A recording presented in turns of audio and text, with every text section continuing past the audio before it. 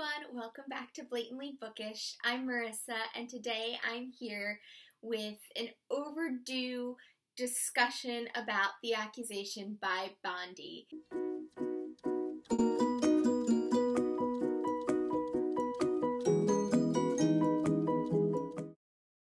This is a collection of 7 short stories about life in North Korea under the rule of Kim Il-sung in the 1990s.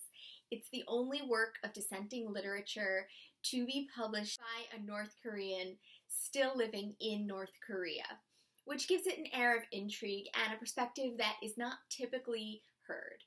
I read this on NetGalley, so I'd like to thank Grove Atlantic for giving me access to this work as I requested. And I actually finished this collection of short stories, which, shocking for me, I know.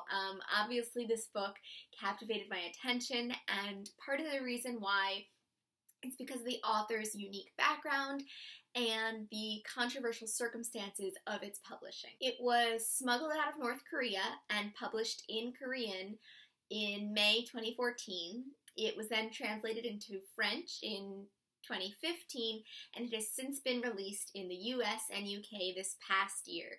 So the US release date was actually on March 7th, so this is still a relatively new release.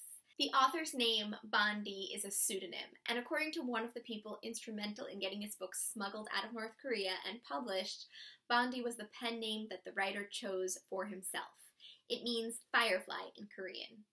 However, fun little tangent side note for linguistic nerds out there like me, I asked one of my friends who's Korean how to say firefly just because I wanted to make sure I pronounced Bandi properly, and he told me that the word for firefly is actually bandiput, or something like that. I don't know if I'm pronouncing that entirely correctly, but he affirmed that Bandi alone is just not a word in Korean. And I'm curious if this is a creative license on the author's part in coming up with his pseudonym, or if actually over the years the North Korean dialect has been changing due to its forced isolation. It's just an interesting linguistic thought that I had that perhaps someone like Deborah Smith, who translated this work, would know a lot more about. Anyway, Bandi has explained his alias in one of 50 poems smuggled out with the manuscript of The Accusation.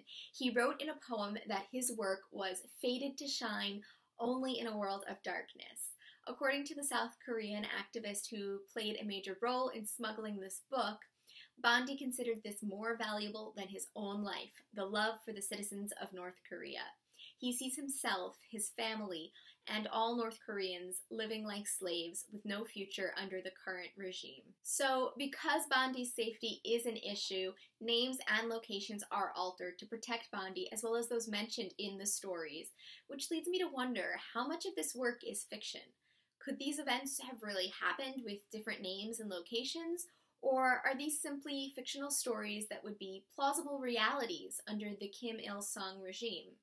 Each story sheds light into a world where people's lives are not their own, and everyone and everything is under constant scrutiny and surveillance. It's a jarring comparison, but in many ways it's a dystopian come to life, and it's interesting to think about in context with books like 1984 or Animal Farm, or maybe even A Handmaid's Tale, which is one of my favorite books, by the way. Bandi's stories depict a world in which you can be denied permission to travel home to visit your dying mother, or in which a boy holding hands with a girl while picking flowers to display for the mourning of Kim Il-sung is a serious offense, in which crimes that seem absurd and not criminal to us in the Western world at all are punishable for 3 entire generations. I'd like to share a quote to give a sense of this seeming absurdity. It's the report of a neighbor against a resident living in the capital city of Pyongyang. In apartment 3, on the 5th floor of building 5, every day from around 6 in the evening until the next morning, blue double curtains are drawn in both windows. I find this extremely suspicious. It could be some kind of secret code to communicate with spies. It seems ridiculous to think that drawing your curtains in this way could be considered a subversive act, And it's just as ridiculous to think that there is a neighbor out there who is actively monitoring another resident's habits with such meticulous scrutiny. But this is part of the world in which Bandi creates for us, where there are so many subtleties in every action and interaction, where you need to think before you act to the greatest of extremes, where life is performative in a way that I never imagined it could be. And this may not be the best comparison, but this is sort of what it reminded me of. It's almost reminiscent of women in Victorian novels, where there are unspoken subtleties of action, where playing with your fan in a certain way is flirting, and there is an unspoken and sometimes spoken set of rules a woman must live by. And of course, in a Victorian novel, the punishment for breaking this social code is not death, but that's the closest kind of experience that I have with this type of self and societal monitoring. While these stories were entertaining and poignant and like nothing I've ever read, I think it's important to remember where they're coming from.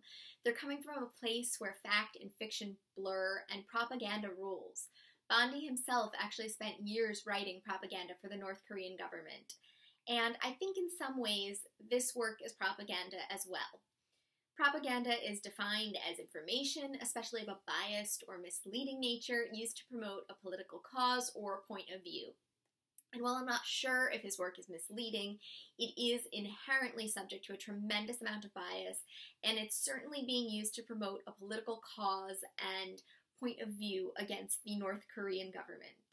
Nevertheless, these stories are well worth reading, and they certainly put Korea in the forefront of our minds. This set of short stories prompted me to look into the history of North Korea and to research the author's story and refugees' stories and the UN human rights sanctions against North Korea. And really, any book that opens my mind like that is well worth the read.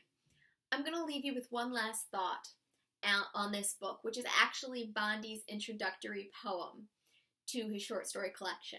He writes, 50 years in this northern land, living as a machine that speaks, living as a human under a yoke without talent, with a pure indignation, written not with pen and ink, but with bones, drenched with blood and tears is this writing of mine. Though they be dry as a desert, and rough as a grassland, shabby as an invalid, and primitive as stone tools, reader, I beg you to read my words. So, with such a pleading invitation and the intrigue surrounding the accusation, I find it difficult to resist reading this work. I'm going to leave some websites that I've been looking at lately in the description down below, including some info on North Korea and a copy of one of Bandi's stories, which was one of my personal favorites from the collection and just happens to be published on a website for you guys to all read. I hope you enjoyed this video, and I'd be interested in hearing if you'd like to read this book, or if you've already read it, what did you think of it? Because I'm still thinking about it months after reading it. So yes, that is all I have for you today, and see you in another video. Bye! We all want to change the world, but when you talk about destruction, don't you know that you can count me out? Don't you know it's gonna be alright?